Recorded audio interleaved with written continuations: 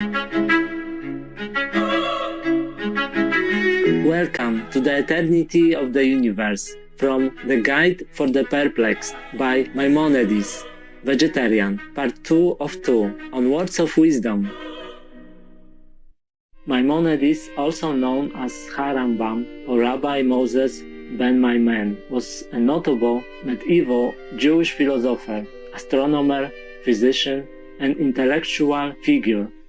Born into a prominent family in Spain, Maimonides' path eventually led him to Morocco and Palestine until he finally settled down in Egypt, in Al-Fustat, near Cairo. Shortly after moving to Egypt, life-changing events urged him to start his practice as a physician. Having a background of medical studies, it was not long before Maimonides became renowned in the area and became the personal physician to the Sultan Saladin, a famous Muslim military leader. His schedule also included tending to other patients, lecturing before fellow physicians, and after becoming a leader of the Jewish community, teaching and helping its members.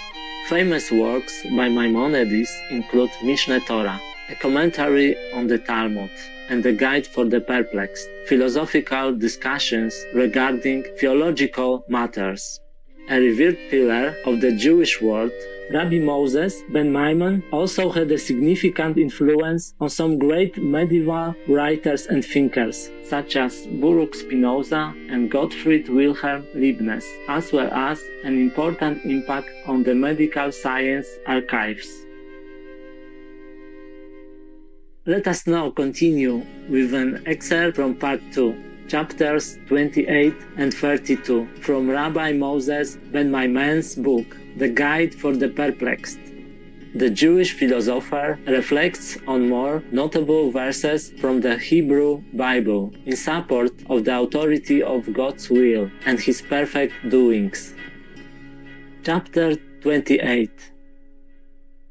The works of God, being most perfect, admitting no addition or deduction, must remain the same forever. It is impossible that anything should exist that could cause a change in them. In the conclusion of the verse, Solomon, as it were, describes the purpose of exceptions from the laws of nature, or an excuse for changes in them, when he says, "And God doeth it," meaning He performs miracles that man should fear before Him. The words which follow, "That which had been is now, and that which is to be had already been, and God seeketh that which is pursued," contain the idea that God desires the perpetuity and continuity of the universe. The fact that the works of God are perfect, admitting of no addition or diminution, has already been mentioned by Moses, the wisest of all men, in the words, "He is the rock, His work is perfect." Deuteronomy chapter 32, verse 14. All His works, or creations, are most perfect, containing no defect whatever, nothing superfluous, nor anything unnecessary.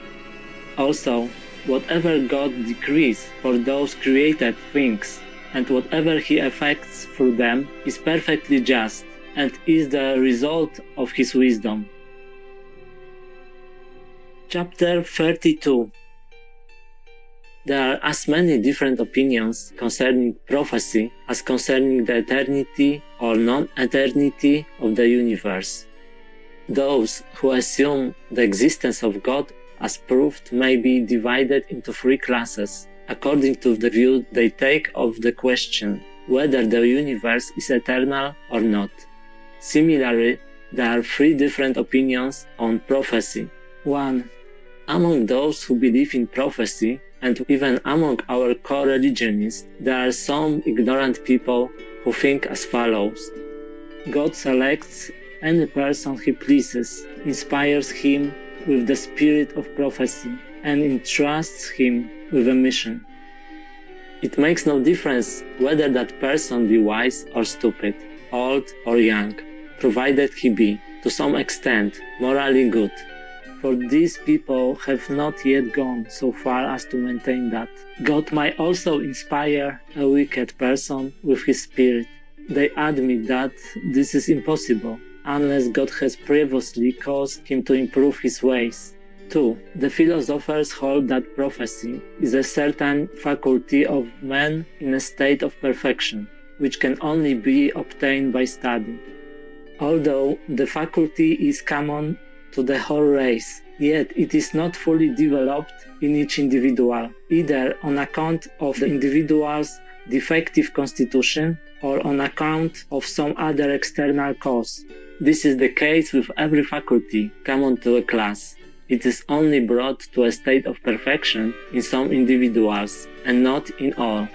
But it is impossible that it should not be perfect in some individual of the class. And if the perfection is of such a nature that it can only be produced by an agent, such an agent must exist. Accordingly, it is impossible that an ignorant person should be a prophet, or that a person being no prophet in the evening should, unexpectedly, on the following morning, find himself a prophet, as if prophecy were a thing that could be found unintentionally. But if a person, perfect in his intellectual and moral faculties, and also perfect as far as possible in his imaginative faculty, prepares himself in the manner which will be described, he must become a prophet, for prophecy is a natural faculty of man. It is impossible that a man who has the capacity for prophecy should prepare himself for it without attaining it, just as it is impossible that a person with a healthy constitution should be fed well and yet not properly assimilate his food, and the like. 3. The third view is that which is taught in Scripture, and which forms one of the principles of our religion. It coincides with the opinion of the philosophers on all points except one. For we believe that, even if one has the capacity for prophecy and has duly prepared himself, it may yet happen that he does not actually prophesy. It is in that case the will of God that withholds from him the use of the faculty. According to my opinion, this fact is as exceptional as any other miracle, and acts in the same way. For the laws of nature demand that everyone should be a prophet who has a proper physical constitution and has been duly prepared as regards education and training. That preparation and perfection of moral and rational faculties are the sine qua non, the essential condition. Our sages say exactly the same. The spirit of prophecy only rests upon persons who are wise, strong, and rich.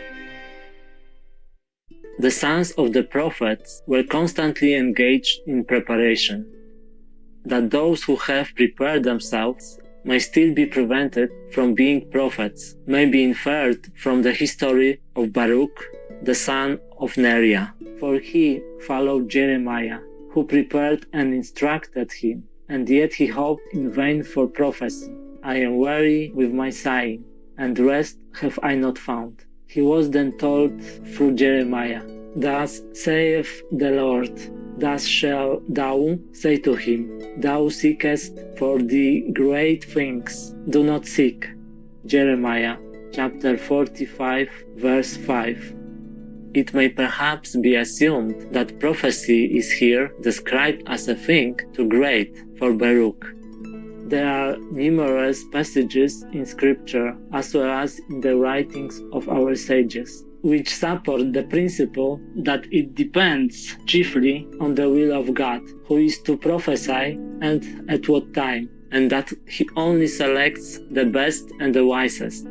We hold that fools and ignorant people are unfit for this distinction. It is as impossible for any one of these to prophesy, for prophecy is impossible without study and training.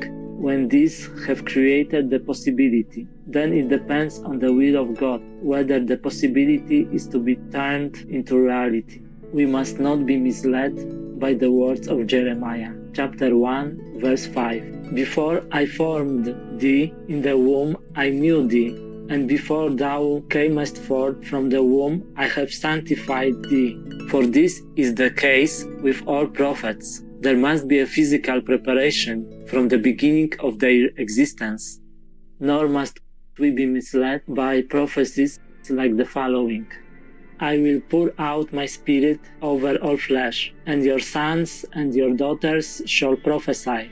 Since it is distinctly stated what is meant by prophesy in this place, meaning your old men will dream dreams, your young men shall see visions. For we call also prophets all those who reveal something unknown by surmises or conjectures or correct inferences. Thus prophets of Baal and of Asherah are mentioned in Scripture. And God says, if there arise among you a prophet or a dreamer of dreams, etc. Deuteronomy chapter 13 verse 1. As to the revelation on Mount Sinai, where Moses received the Ten Commandments, also the great fire, and heard the fearful thunderings that caused such an extraordinary terror, but only those of them who were duly qualified were prophetically inspired, each one according to his capacities. Therefore it is said, Come up unto the Lord, thou and Aaron, Nadab and Abihu. Moses rose to the highest degree of prophecy, according to the words, and Moses alone shall come near the Lord. Aaron was below him, Nadab and Abihu below Aaron, and the 70 elders below Nadab and Abihu, and the rest below the latter, each one according to his degree of perfection. Similarly, our sages wrote, Moses had his own place, and Aaron his own. Righteous viewers, we thank you for your friendly company for today's words of wisdom.